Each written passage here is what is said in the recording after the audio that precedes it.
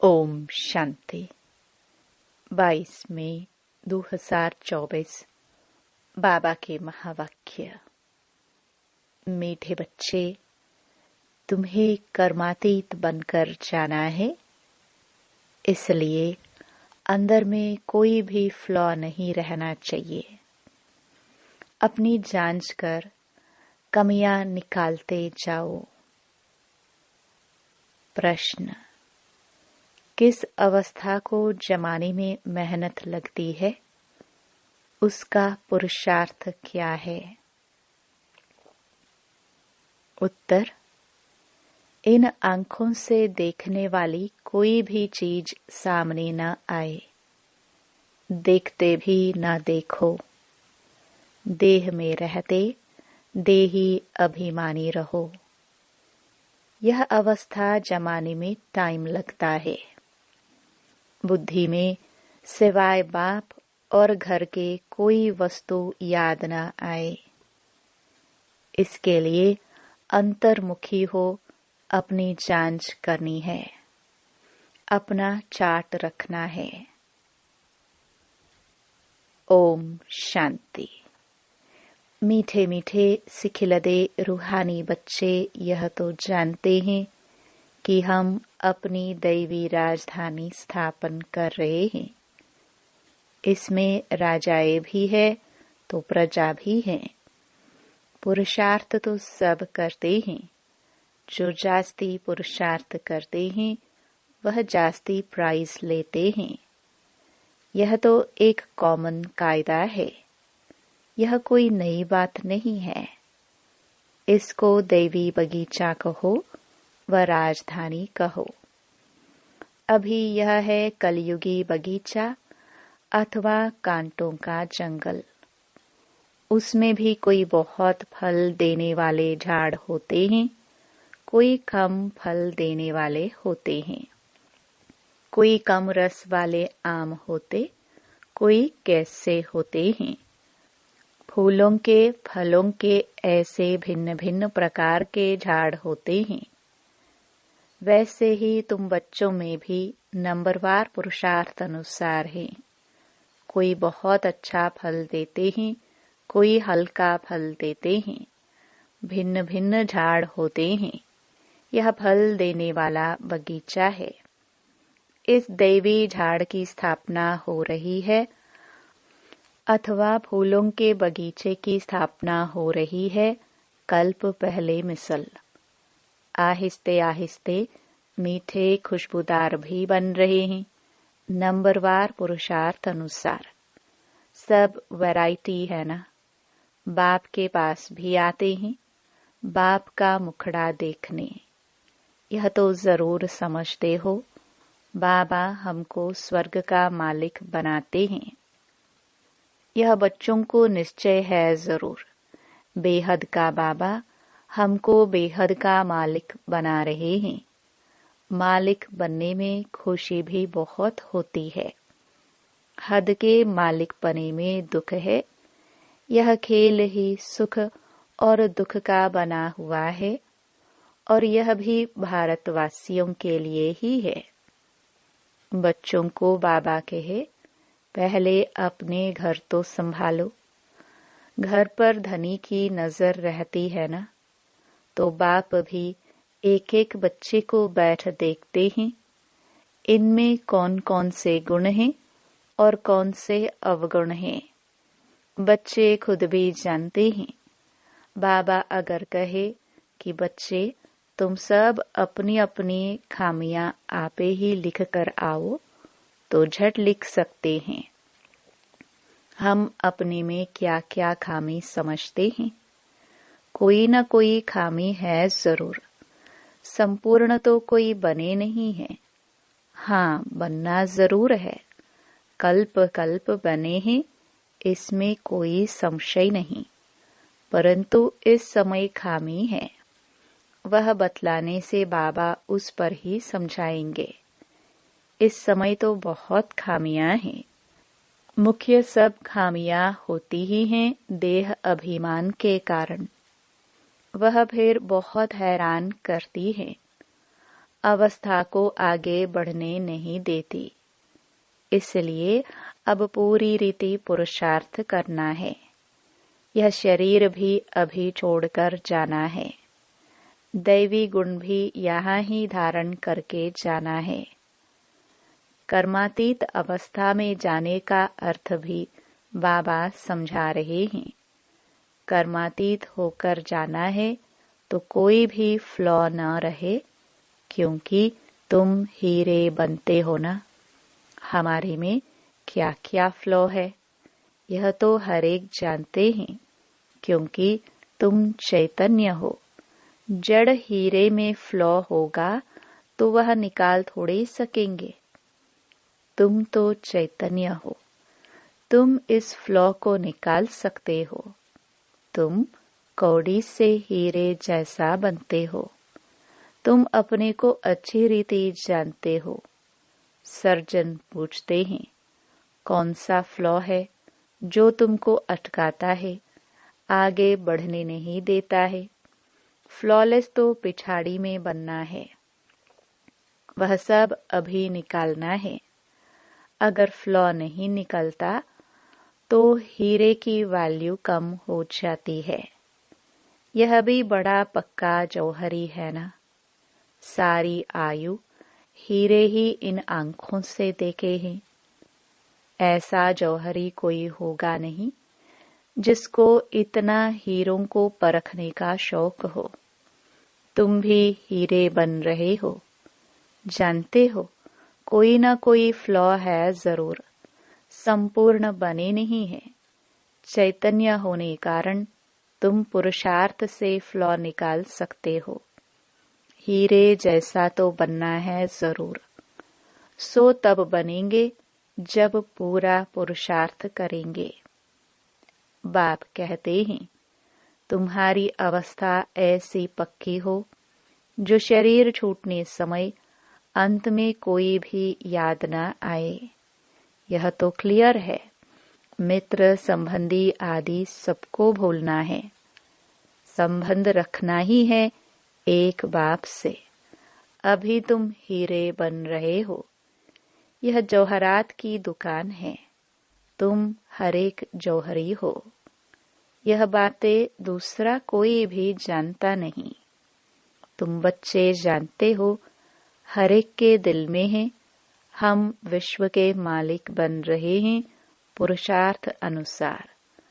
जिन्हों को ऊंच पद मिला है उन्होंने जरूर पुरुषार्थ किया है तो तुम्हारे में से ही ना। तुम बच्चों को ही इतना पुरुषार्थ करना है। इसलिए बाबा एक एक बच्चे को देखते रहते हैं, जैसे फूलों को देखा जाता है ना। यह कैसा खुशबूदार फूल है, यह कैसा है, इनमें बाकी क्या फ्लॉ है? क्योंकि तुम चैतन्य हो। चैतन्य हीरे जान सकते हैं ना हमारे में क्या क्या खामी है। जो बाप से बुद्धि योग तोड़ाए कहाँ न कहाँ भटकाते हैं। बाप तो कहते हैं, बच्चे मामेकम याद करो, दूसरा कोई याद न आए। गृहस्थ व्यवहार में रहते एक बाप को याद करना है। इन्हों की तो भट्टी बननी थी जो तैयार हो निकली सर्विस के लिए। देखते हैं पुराने पुराने जो हैं वह अच्छी सर्विस कर रहे हैं। थोड़े नए भी ऐड होते जाते हैं। पुराने की भट्टी बननी थी। भल पुराने हैं तो भी खामियां है जरूर।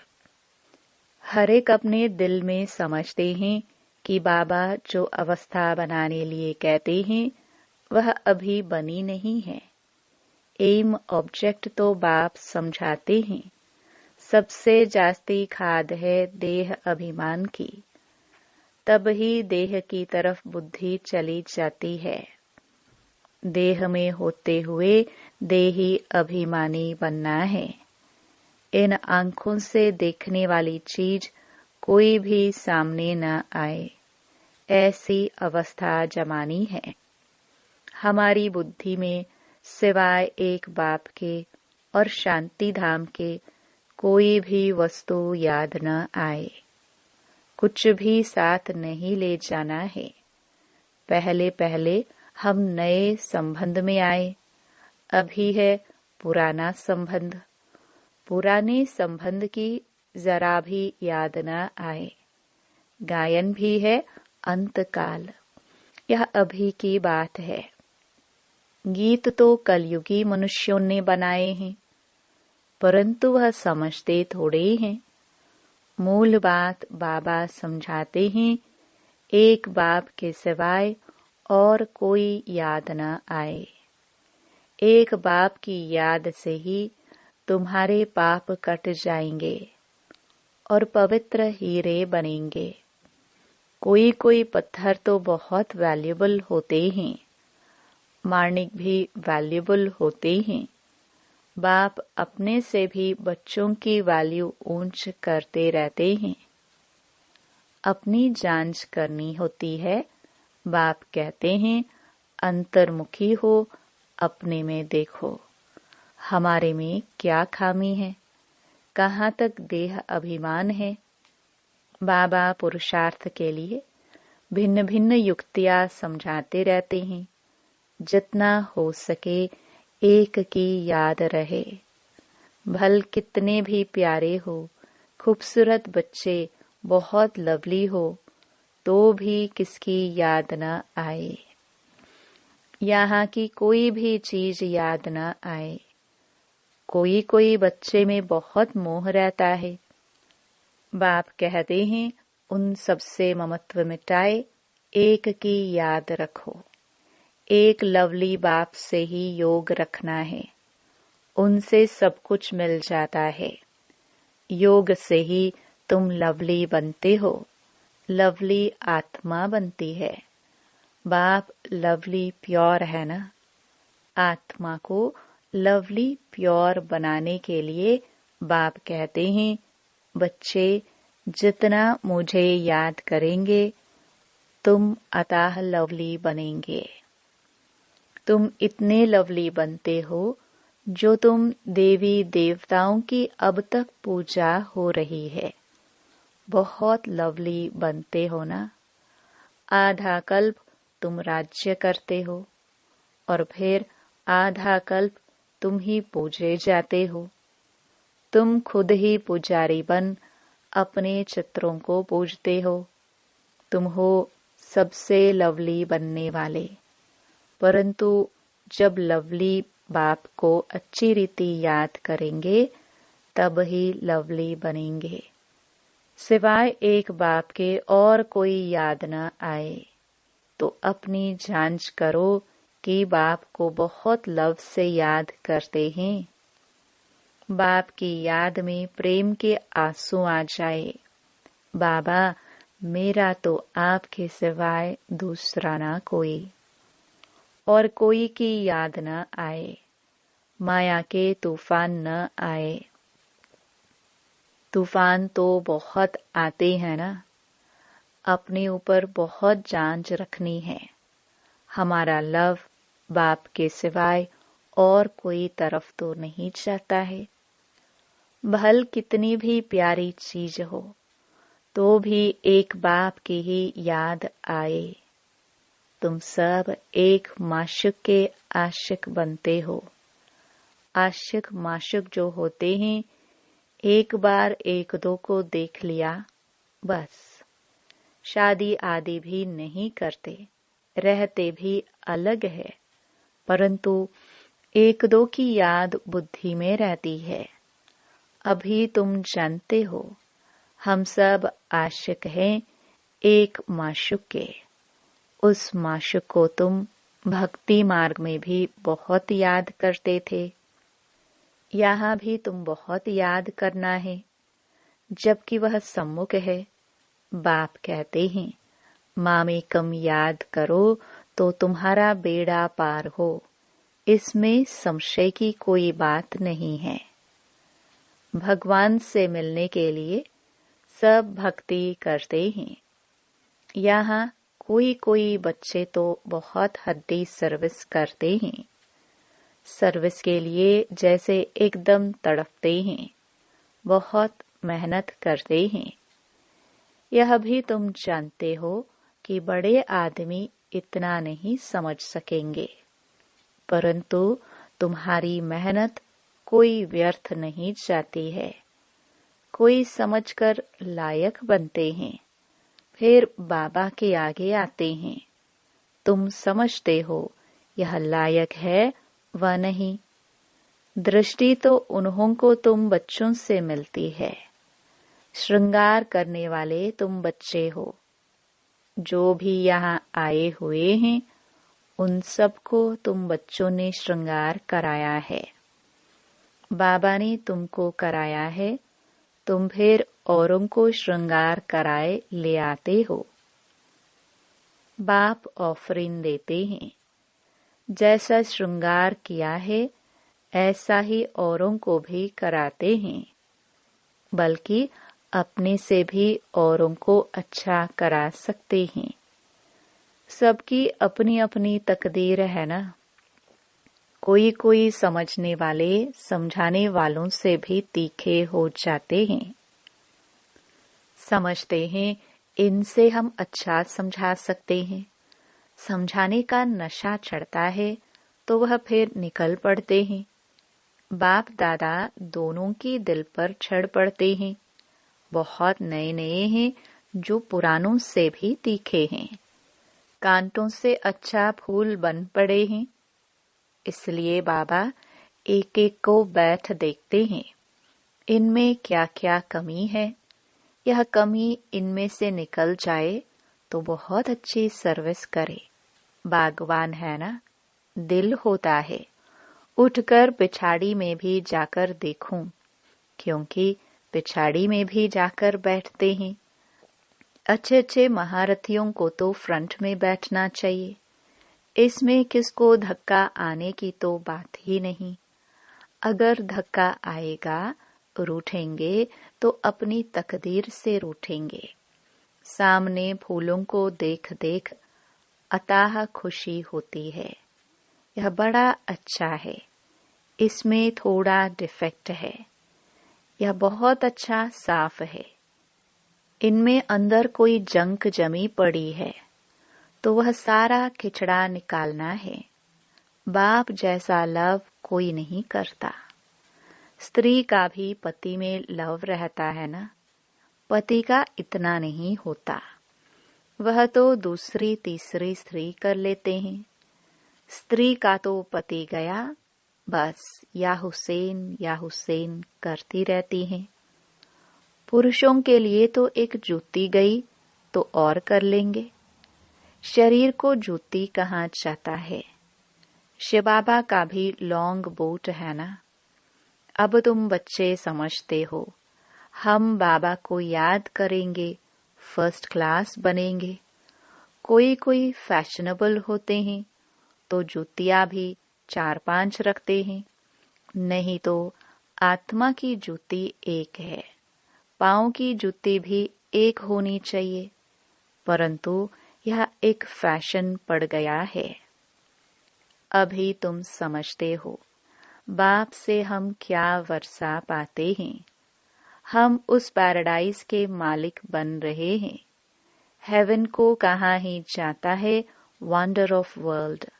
जरूर हेवनली गॉड फादर ही हेवन स्थापन करेंगे। अब तुम प्रैक्टिकल में श्रीमत पर अपने लिए स्वर्ग की स्थापना कर रहे हो। यहाँ तो कितने बड़े बड़े महल बनाते हैं, यह सब खत्म हो जाएंगे। तुम वहाँ क्या करेंगे? दिल में आना चाहिए। यहाँ तो हमारे पास कुछ भी नहीं है। वैसे ही भल बाहर में घर गृहस्थ में रहते हैं, यह भी समझते हैं सब कुछ बाबा का है। हमारे पास तो कुछ नहीं। हम ट्रस्टी हैं। ट्रस्टी कुछ नहीं रखते हैं। बाबा ही मालिक है। यह सब कुछ बाबा का है। घर में रहते भी ऐसे समझो। साहूकारों की बुद्धि में तो यह बातें आ ना सके। बाबा कहते हैं ट्रस्टी हो रहो। कुछ भी करो, बाबा को इशारा देते रहो। लिखते हैं, बाबा मकान बनाओ, बाबा कहेंगे भले बनाओ, ट्रस्टी होकर रहो। बाप तो बैठा है ना, बाप जाएंगे तो सब इकट्ठे जाएंगे अपने घर। फिर तुम चले जाएंगे अपनी राजधानी में। हमको फिर कल्प कल्प आना ही है पावन बनाने, अपने समय पर आता हूँ। अच्छा, मीठे मीठे सिखिलदे बच्चों प्रति माता पिता बाप दादा का याद प्यार और गुड मॉर्निंग। रूहानी बाप के रूहानी बच्चों को नमस्ते। धारणा के लिए मुख्य सार। पहला, सभी से ममत्व निकाल एक लवली बाप को याद करना है। अंतर्मुख हो, अपनी कमियों की जांच कर निकालना है। वैल्यूएबल हीरा बनना है। दूसरा, जैसे बाप ने हम बच्चों को श्रृंगार किया है, ऐसे सबका श्रृंगार करना है। कांटों को फूल बनाने की सेवा में लग जाना है। ट्रस्टी होकर रहना है। वरदान। ब्राह्मण जीवन में एक व्रता के पाठ द्वारा रूहानी रॉयल्टी में रहने वाले संपूर्ण पवित्र भव। इस ब्राह्मण जीवन में एक व्रता का पाठ पक्का कर प्योरिटी की रॉयल्टी को धारण कर लो तो सारे कल्प में यह रूहानी रॉयल्टी चलती रहेगी। आपके रूहानी रॉयल्टी और प्योरिटी की चमक परम धाम में सर्व आत्माओं में श्रेष्ठ है। आदिकाल देवता स्वरूप में भी यह पर्सनालिटी विशेष रही है। फिर मध्यकाल में भी आपके चित्रों की विधि पूर्वक पूजा होती है। इस संगम युग पर ब्राह्मण जीवन का आधार प्योरिटी की रॉयल्टी है। इसलिए जब तक ब्राह्मण जीवन में जीना है, तब तक संपूर्ण पवित्र रहना ही है। स्लोगन। आप सहनशीलता के देव और देवी बनो तो गाली देने वाले भी गले लगाएंगे। ओम शांति।